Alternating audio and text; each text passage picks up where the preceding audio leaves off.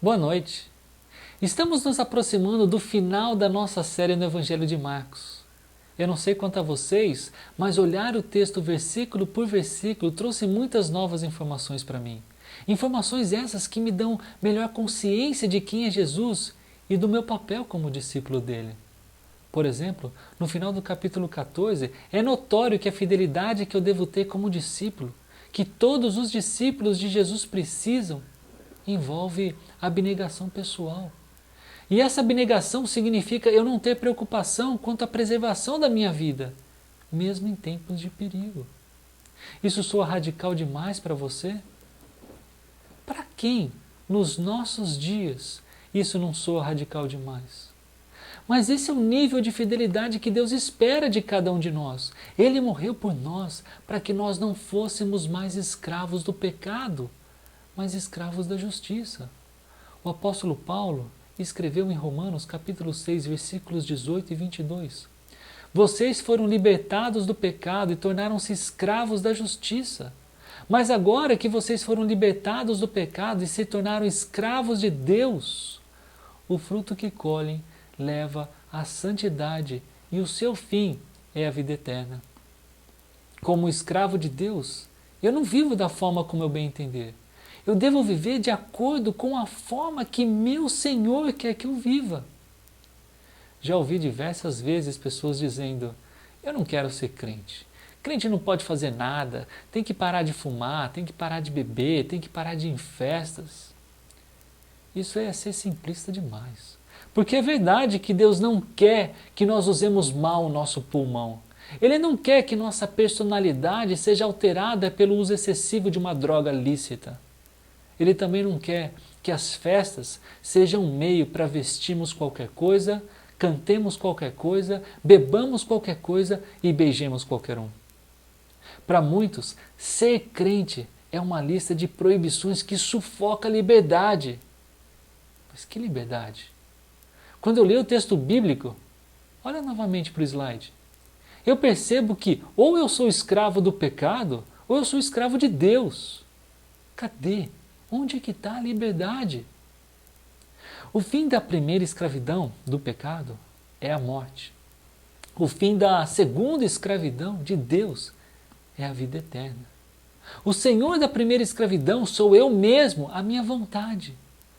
O Senhor da segunda escravidão é Deus, cuja vontade é boa, perfeita e agradável. Aliás, ser escravo de Deus é ser escravo daquele que enviou seu único filho para morrer no meu lugar. Eu passei da morte para a vida por algo que ele fez.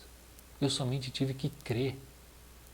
Por que então não servi-lo com tudo que eu sou, com tudo que eu sei, com tudo que eu tenho?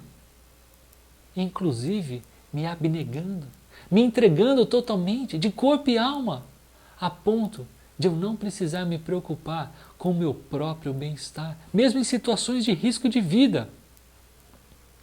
Isso é um desafio para todos nós. Na semana passada, Lucas Fonseca nos apresentou o julgamento do servo de Deus. É interessante perceber que nesse trecho o foco de Marcos não está tanto na morte expiatória de Jesus quanto em mostrar o sofrimento do Rei Jesus.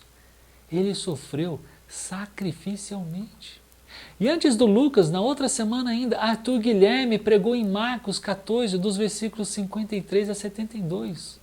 Ali, que contraste entre Pedro e Jesus. Aliás, há algumas semanas eu sugeri para vocês que Jesus parece, no final do capítulo 13 de Marcos, apresentar uma parábola que daria sequência na forma didática de Marcos narrasse o Evangelho, fazendo contrastes entre os discípulos e Jesus para enfatizar a necessidade da fidelidade dos discípulos de Cristo. Marcos 13, dos versículos 32 a 35, nós lemos: quanto ao dia e a hora, ninguém sabe, nem os anjos no céu, nem o Filho, senão somente o Pai. Fiquem atentos, vigiem, Vocês não sabem quando virá esse tempo. É como um homem que sai de viagem. Ele deixa sua casa, encarrega de tarefas cada um dos seus servos e ordena ao porteiro que vigie. Portanto, vigiem, porque vocês não sabem quando o dono da casa voltará. Se à tarde, se à meia-noite, ao cantar do galo ou ao amanhecer. Naquela ocasião, eu mostrei a vocês o seguinte quadro. A última coluna, ela apresenta a manifestação da fidelidade que Deus espera dos seus discípulos, porque nessa parábola, veja só a última coluna, confiança na soberania de Deus, a submissão a Deus e a dependência do Espírito Santo, a abnegação sem preocupação e sacrifício e sofrimento. Essas são manifestações da fidelidade que Deus requer de nós, que Ele espera de nós, que Jesus espera do servo quando Ele voltar. Hoje eu ainda estou tratando com vocês a quarta hora, sob o título Para que vejamos e creiamos. Essas palavras foram ditas pelos chefes dos sacerdotes e mestres da lei quando zombavam de Jesus. E nessa altura da história, Jesus já pregado na cruz, aguardando a sua morte, o evento que mudou a história da humanidade. Vamos orar e aprender com mais detalhes esse trecho da palavra de Deus? Senhor, muito obrigado pelo privilégio de termos a Bíblia na nossa língua, de podermos ter um fácil acesso a ela e de podermos desfrutar, Pai, daquilo que o Senhor tem para nos ensinar. Pai, com certeza precisamos da Tua ajuda para entendermos talvez os nuances ou os detalhes que a Tua palavra tem para nos ensinar a sermos melhores servos, melhores discípulos do Senhor. Pai, que nós sejamos mais como Jesus, o nosso Salvador. Me ajude, Pai. Eu oro assim em nome de Jesus. Amém. O nosso trecho ele começa no versículo 21 do capítulo 15, que diz: certo homem de Cirene, chamado Simão, pai de Alexandre e de Rufo, passava por ali, chegando do campo. Eles o forçaram a carregar a cruz. Jesus estava a caminho do local onde ele seria crucificado e, como prisioneiro romano sentenciado à morte, carregar a cruz era um dos requerimentos. E vendo que Jesus não conseguia mais carregar a cruz, na verdade a parte horizontal da cruz, os soldados romanos que o acompanhavam forçaram Simão, um homem de Cirene, um judeu que foi para Jerusalém observar a festa da Páscoa, para carregar a cruz para Jesus, que não tinha dormido aquela noite e já tinha perdido muito sangue em razão de toda a violência que sofreu. Eu acho interessante a forma como Marcos cita Simão. O fato dele dizer que esse Simão é o pai de Alexandre e de Rufo, e Rufo e a sua mãe são citados por Paulo no final da carta aos Romanos, é bem provável que esta família tenha se convertido em razão daquilo que vivenciaram no dia em que, aleatoriamente, escolheram Simão para carregar a cruz de Jesus. Naquele dia, Simão e seus 2 filhos viram de perto o verdadeiro Cordeiro Pascal, cujo sangue nos livra da morte quando nele cremos. E Marcos continua, no versículo seguinte, 22. Levaram Jesus ao lugar chamado Gólgota, que quer dizer lugar da caveira. Alguns dizem que o lugar se chamava caveira porque o local, é uma colina, se parecia como uma caveira ou com uma caveira. Outros dizem que é porque alguns dos corpos crucificados naquele local eram deixados ali. Independente disso, o nome já apresenta o seu terror. Aliás, a palavra calvário vem daí. Calvaria é crânio em latim. Em português nós temos palavras como calvície ou o homem calvo. Vem tudo dessa palavra. Marcos continua, versículo 23. Então lhe deram vinho misturado com mirra, mas ele não o bebeu. Mirra é um narcótico e servia para o alívio de dor, mas Jesus não bebeu. Mateus, na verdade, no seu evangelho, ele diz que Jesus provou, mas não bebeu. Foi logo depois disso que Jesus foi pregado na madeira. O versículo 24 começa dizendo: e o crucificaram. A crucificação era uma forma muito conhecida de execução nos tempos antigos. Marcos não precisava dar detalhes sobre a crucificação para os seus leitores originais. Cícero, um escritor romano, ele descreveu a crucificação como a punição mais cruel e hedionda possível. Aparentemente, a crucificação começou na Pérsia e ela foi posteriormente usada pelos romanos como pena capital e também para assustar os novos criminosos. Para vocês terem uma noção, é estimado que no tempo da crucificação de Jesus, Roma já havia crucificado 30.000 judeus. Quando Jerusalém caiu no ano de 70, é dito que foram tantas mortes por crucificação que faltava madeira para fazer novas cruzes. Falando agora um pouco mais sobre a crucificação, ela era uma forma bastante prolongada de dor. Alguns dos crucificados ficavam vivos por dias. Os pregos suficientemente longos, eles eram colocados nos punhos, não nas palmas, mas nos punhos, para sustentar o peso do corpo. Os pés também eram pregados. Os pregos em si, eles não eram fatais. A morte, ela acontecia por asfixia. A pessoa ela precisava subir, levantar o corpo para poder respirar, mas com o tempo e toda aquela terrível dor da posição e dos pregos, a pessoa já perdia a habilidade de fazer isso. Para acelerar a morte, os joelhos dos crucificados eram várias vezes quebrados. Daí eles não conseguiam mais dar o suporte para levantar o corpo e colocar o ar para dentro. Jesus, depois de crucificado, teve as suas roupas divididas. E isso era mais um cumprimento de profecia. Olha o Salmo 22, 18, escrito há mais ou menos 1000 anos antes da morte de Jesus. Dividiram as minhas roupas entre si e tiraram sortes pelas minhas vestes. Por que saber disso é importante? Você é bom em probabilidade? Qual é a chance de eu escrever alguma coisa agora, predizendo o que vai acontecer no próximo ano? Em linhas gerais, eu acho que eu posso dizer algumas coisas, mas com especificidade, a probabilidade de eu acertar ela é muito baixa. Seria como dar um grosso palpite. Agora, imagine cerca de 25 homens escrevendo num período de aproximadamente 1000 anos. E eles escrevem apontando para este homem, Jesus. O último destes escritores viveu 400 anos antes de Jesus nascer. Qual a chance de todos eles, sem terem copiado um do outro, terem dito pelo menos uma coisa correta e nenhuma errada sobre o que aconteceria com Jesus?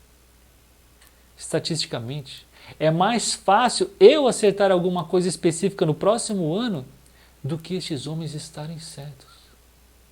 E eles estavam. Eu vou citar aqui o título de um livro. Eu não tenho fé suficiente para ser ateu. As coincidências são muitas para serem ignoradas. Se você escuta essa mensagem e tem dúvidas quanto à inspiração divina da Bíblia, faça essa pesquisa. Veja quantas profecias foram ditas sobre o Messias e se pergunte como eles poderiam ter acertado todas elas. Marcos continua. Eram 9 horas da manhã quando o crucificaram. E assim estava escrito na acusação contra ele, o Rei dos Judeus. Essa inscrição que estava no topo da cruz, ela tinha essa frase, o Rei dos Judeus. Ela estava em aramaico, estava em latim e estava em grego. E a imagem do slide agora que eu mostro para vocês, ela é meramente ilustrativa, mas ela segue o que o apóstolo João diz que estava escrito nessa placa. Jesus, o Nazareno, o Rei dos Judeus. Que ironia, hein? Jesus realmente era o rei dos judeus, mas os chefes dos sacerdotes não gostaram. Eles até pediram que fosse escrito: este homem disse que era rei dos judeus. Mas Pilatos, para quem eles pediram, não cedeu. Naquela manhã, naquela colina, estava o descendente de Davi, o prometido Messias, o eterno rei de Israel, crucificado pelas mãos do seu próprio povo, que não o reconheceu, que não confiou nele, que planejou matá-lo. Nas palavras do apóstolo Pedro, este Jesus, a quem vocês crucificaram, Deus o fez Senhor e Cristo. Quando ele disse isso, e isso foi depois que Jesus já havia ressuscitado e subido ao céu, as pessoas ficaram aflitas e perguntaram para ele: o que faremos? Pedro respondeu, e eu estou aqui agora no 2º capítulo de Atos, no versículo 38. Arrependam-se.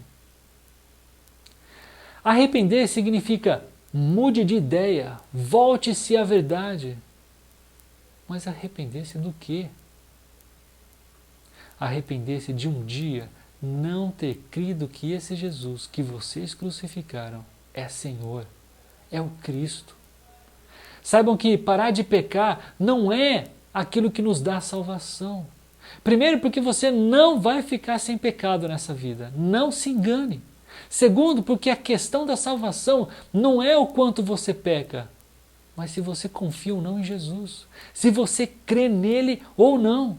E crer nele para a salvação não é meramente se arrepender dos pecados que cometemos, mas é especialmente se arrepender de um dia não tê-lo tido como Deus encarnado, que viveu, morreu e ressuscitou para que todo aquele que nele crê tenha a vida eterna.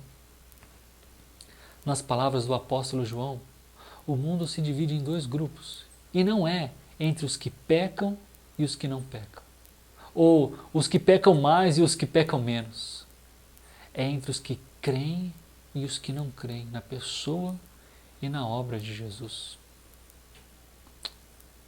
João 3,18 diz o seguinte: quem nele crê não é condenado, mas quem não crê já está condenado, por não crer no nome do Filho unigênito de Deus. Durante o julgamento de Jesus, os líderes judeus levantaram pelo menos 7 acusações contra Jesus.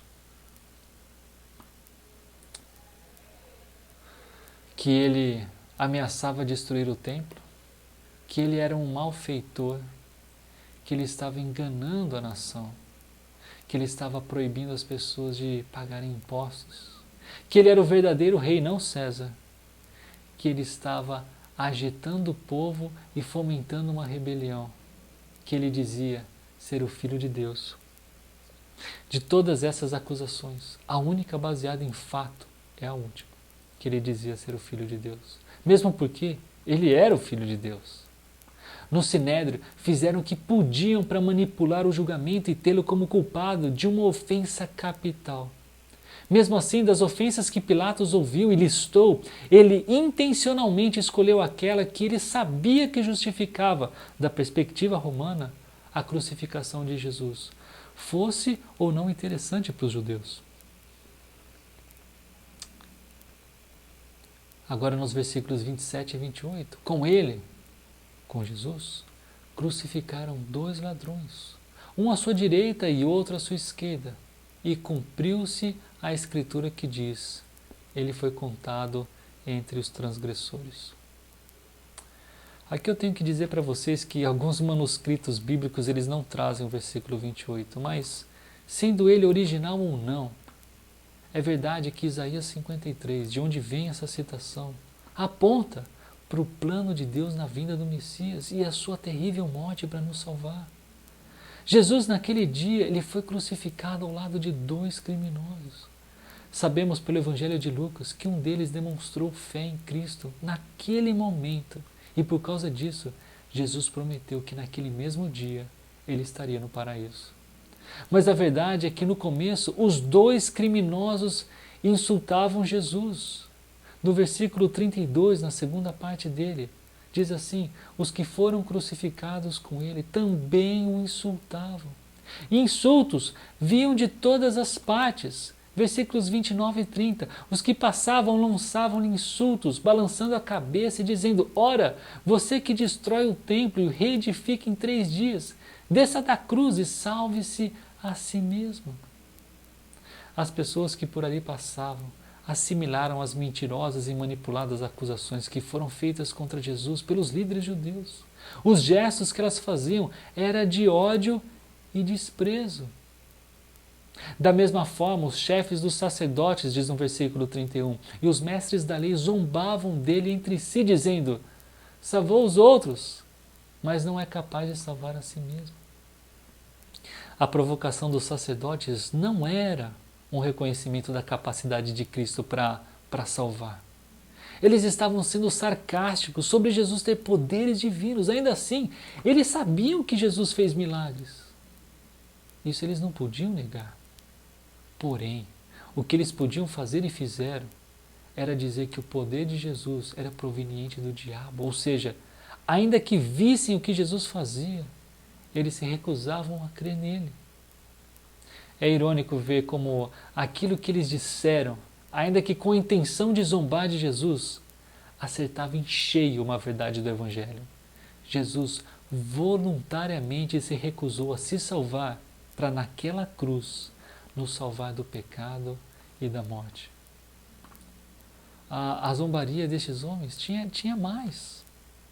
Versículo 32. O Cristo, o Rei de Israel, desça da cruz para que o vejamos e creiamos. Para que vejamos e creiamos. Será? Essa foi uma declaração hipócrita.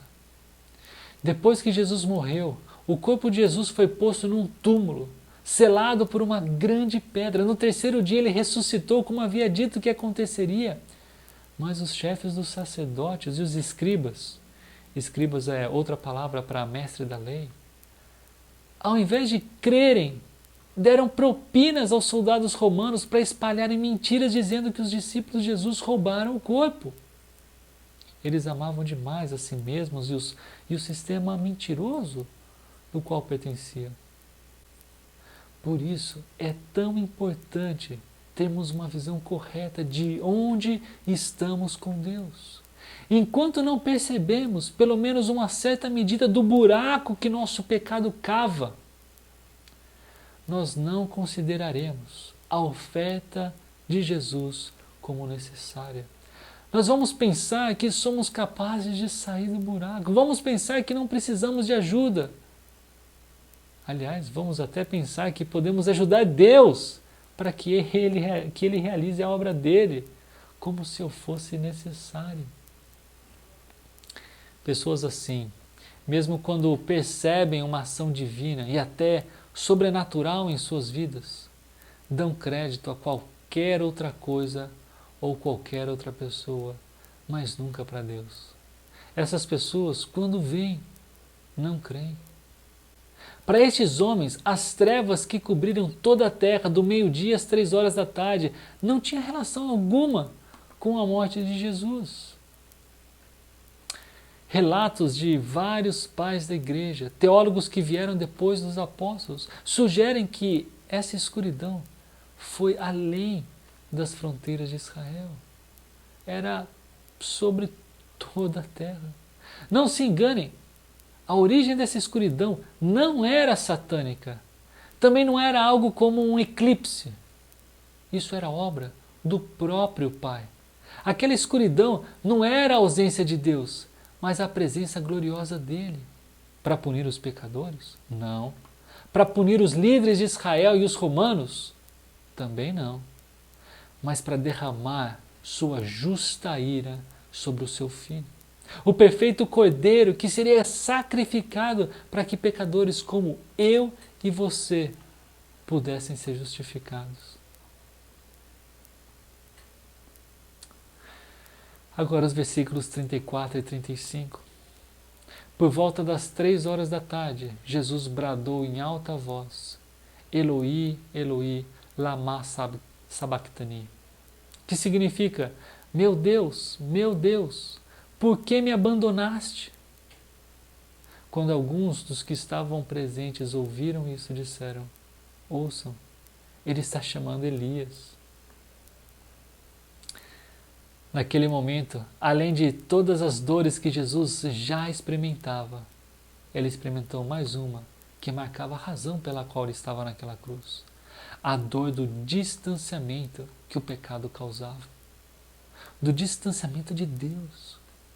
Pecado esse que não era de Jesus, mas do mundo. Naquele momento, ele recebia a punição que eu e você merecíamos. Que amor, que bondade! Esse é o Deus que nós temos. Esse foi o único momento do Evangelho de Marcos que Jesus não chama o Pai de Pai. Esse é o momento que Jesus expressa o desejo de estar perto do Pai, que estava ali, mas não era para confortar Jesus. Não era para aliviar as dores de Jesus, mas para aplicar a sua ira contra o pecado, que agora Jesus carregava. Naquela cruz, Jesus experimentava a realidade do inferno. Alguns que estavam ali não perderam a chance de continuar zombando de Jesus. O Salmo 22, onde também estão as palavras que Jesus citou, era um trecho bem conhecido das Escrituras. Malaquias predisse que Elias viria como precursor do Messias. Aqui, os zombadores estavam dizendo que se Jesus fosse o Messias, então Elias apareceria. Do tipo, agora é que Elias aparece. Esses zombadores chegaram até oferecer uma esponja com vinho barato, com vinagre, soando até como um ato de bondade. Mas não, era parte do esquema para escarnecer Jesus ainda mais. Veja, versículo 36, um deles correu, embebeu uma esponja em vinagre, colocou-a na ponta de uma vara e deu a Jesus para beber. E disse, deixem-no, vejamos se Elias vem tirá-lo daí. A piada da aparição de Elias continuava. Versículo 37, mas Jesus, com um alto brado, expirou. João detalha mais esse momento. Ele diz que, depois de terem oferecido o vinagre, o Senhor Jesus bradou, está consumado. A obra redentora de Deus tinha sido cumprida e o sofrimento de Jesus estava completo. Depois disso, ele ainda fez uma oração final, relatada por Lucas. Pai, nas tuas mãos entrego o meu espírito. Foi aí que Jesus, então, morreu, expirou. E isso foi a causa de 2 acontecimentos. No versículo 38, o primeiro deles foi que o véu do santuário se rasgou em 2 partes, de alto a baixo. A verdade é que o templo ele tinha 2 véus, um que separava o santuário do pátio e outro que separava o lugar santíssimo, onde os sacerdotes podiam entrar somente no Yom Kippur, no dia da expiação, e o lugar sagrado. Os teólogos aqueles não são uníssonos quanto ao que significa isso, mas eles concordam que o significado é diferente dependendo de qual véu Marcos falava. Por exemplo, se o véu aqui for o mais externo ao edifício, então poderia significar uma confirmação das palavras de Jesus sobre o que aconteceria com o templo, que de fato foi destruído no ano 70. Se o véu for o mais interno, então pode significar que o sacrifício de Jesus terminou a necessidade do sistema sacrificial, como no Antigo Testamento, e abriu uma nova forma de nos achegarmos a Deus.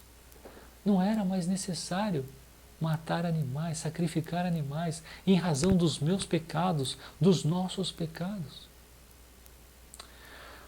O segundo acontecimento que foi causado pela morte de Jesus, ele é registrado por Marcos no versículo 39, que diz, quando o centurião que estava em frente de Jesus ouviu o seu brado e viu como ele morreu, disse: realmente este homem era o Filho de Deus. O que foi que esse centurião viu e ouviu que o levou a ser o primeiro ser humano de todo o Evangelho de Marcos a declarar que Jesus era o Filho de Deus? O centurião, ele era alguém responsável no exército romano por 100 soldados. E esse centurião específico, possivelmente, ele estava envolvido na prisão de Jesus no Getsemane. É bem provável que ele tenha testemunhado o julgamento diante de Pilatos. Talvez tenha escutado alguma conversa de Pilatos com Jesus. Talvez tenha escutado a reclamação dos líderes judeus de que Jesus dizia ser o Filho de Deus. Talvez ele tenha visto as repetidas vezes que Pilatos não via Jesus como culpado. Como líder de um esquadrão de execução, esse centurião muito provavelmente participou da tortura de Jesus.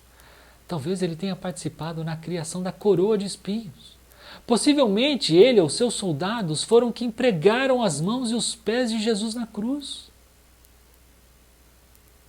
Porque ele estava na frente de Jesus, como diz o versículo, possivelmente desde que a cruz foi levantada. Esse centurião escutou as várias zombarias contra Jesus. E ele viu e ouviu as reações de Jesus. Ele viu quando Jesus respirou pela última vez. Centuriões eram soldados experientes e esse possivelmente já havia participado de outras crucificações, mas nunca tinha visto alguém responder a todas essas ofensas e dores como Jesus fez, que inclusive, como registrado por Lucas, orou ao Pai: perdoa-lhes, pois não sabem o que estão fazendo. Enquanto os líderes judeus diziam que era necessário eles verem para crerem, e eles tinham visto muita coisa sobre a verdadeira identidade de Jesus, esse homem, um romano, um pagão, naquilo que viu, somente conseguiu chegar à seguinte conclusão: realmente, este homem era o Filho de Deus. A que conclusão você chega quando aprende sobre a identidade de Jesus? Quando, por meio da palavra de Deus, lê e enxerga quem ele realmente era, quem ele realmente é. Esse homem, centurião, ele era um pagão, era um romano. Ele não era um judeu que conhecia as Escrituras e as promessas de Deus para o povo de Israel e para o mundo. Ele, nas poucas horas em que passou ao lado de Jesus, inclusive como alguém que afligiu e feriu Jesus, não podia chegar a outra conclusão senão que esse homem era o Filho de Deus. O abandono de Jesus por seus discípulos, nesse nosso trecho, ele é notório. Nem a luz acompanhava o cenário em que Jesus estava. O Pai, ainda que presente, não disponibilizava a sua bondade para aliviar o sofrimento do Filho. Pelo contrário, ele mesmo aplicava a punição para que o Messias cumprisse com a sua missão. Enquanto Jesus permanecia sacrificialmente fiel até o fim, em meio a muito sofrimento, os seus discípulos estavam longe, distantes da missão que juntos com Jesus tinham. Não de morrerem para nos salvar de nossos pecados, mas de permanecerem fiéis ao papel que tinham como discípulos de Cristo, como apóstolos de Cristo. Seguir a Cristo em fidelidade é nesse trecho. Entender que parte do nosso discipulado, parte da nossa vida como seguidores de Jesus, é marcado de sofrimento e exige sacrifício. Se você já viu o que Jesus fez por você, a única resposta adequada é crer nele. Quando cremos nele, aprendemos com ele que os poucos anos de vida que temos na terra não são nada comparados à promessa de estarmos eternamente ao lado dele na vida por vir. E nestes poucos anos de vida, precisamos viver com a expectativa correta, tomar a nossa cruz e segui-lo até o fim. O que tem lhe impedido de ser um discípulo fiel de Jesus? O que tem lhe impedido de viver sacrificialmente os poucos anos de vida que você tem na terra? Quando você olha para Cristo, você é alguém que espera Ele fazer algo para então você crer? Para então você segui-lo? O que você está esperando? Que Ele te dê os números da loteria? Uma casa própria? Um carro novo? Um lugar na faculdade X ou Y? Se Ele te der essas coisas, então você vai crer. É isso? Nós precisamos reconhecer e louvar a Deus por quem Ele é, muito antes de louvá-lo por aquilo que Ele faz, especificamente por mim e por você. Você conhece a história do pai que saiu para trabalhar no trecho e voltou 6 meses depois com um brinquedo na mão para dar para o seu filho de 2 anos de idade? Quando o filho recebeu o brinquedo, ele vibrou. Ele vibrou com aquele brinquedo que ganhou. Mas ele mal reconhecia que o doador do presente era o seu pai. Que Deus nos ajude a seguir Jesus tal como Ele é. Senhor, mais uma vez, te pedimos e te agradecemos por estar conosco até o fim, por ser fiel à missão que o Pai tinha e o Senhor executou com perfeição, não falhando em nada. E tudo isso por tão grande amor que o Senhor tem por nós. Ó Pai, ó Filho, obrigado por nos disponibilizar uma forma de podermos estar eternamente juntos. Com certeza, eu não merecia. Com certeza, eu nunca conseguiria. Mas o Senhor gratuitamente, voluntariamente se ofereceu para que naquele lugar, naquela cruz, pudesse morrer a minha morte, para pagar pelos meus pecados. Obrigado, porque eu simplesmente preciso crer. E eu creio, Senhor, no que o Senhor fez por mim e pelo mundo. Senhor, nos ajude a anunciarmos a Tua morte, que ainda que triste, ainda que cruel, ela traz uma mensagem boa, uma mensagem de salvação, uma mensagem de alegria, porque um dia podemos estar eternamente juntos ao Senhor. Te louvamos por isso, te agradecemos por quem o Senhor é. Obrigado, porque o que o Senhor faz por nós é misericórdia. Eu oro assim, em nome de Jesus. Amém.